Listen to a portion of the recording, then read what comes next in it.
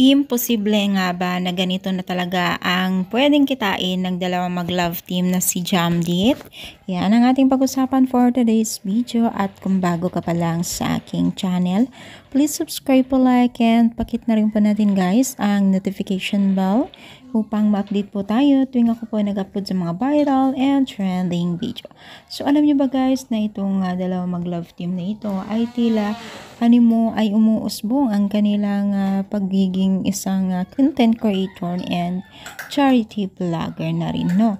So ngayon ay marami po talagang nagsasabi na imposible din daw na kumita ang dalawang limpak-limpak o 100,000 na kagaya dito sa ating nakitang larawan, itong dalawang ito, kung sila ay magtsatsaga at mag-antay sa panahon na yan ay kanilang makakamit.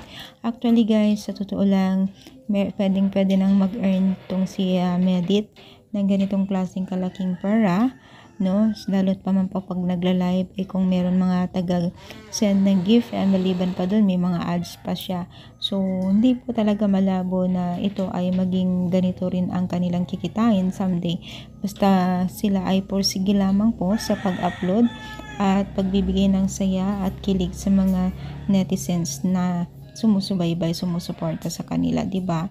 So, syempre, isa na tayo doon na imposible talaga ay 100% yung mga hindi nga kilala dyan na na pwedeng kitain to or kikitain nila to.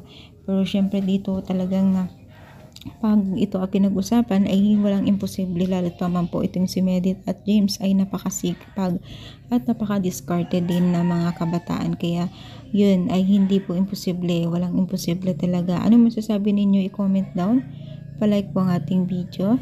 Thank you so much guys, more power and God bless po.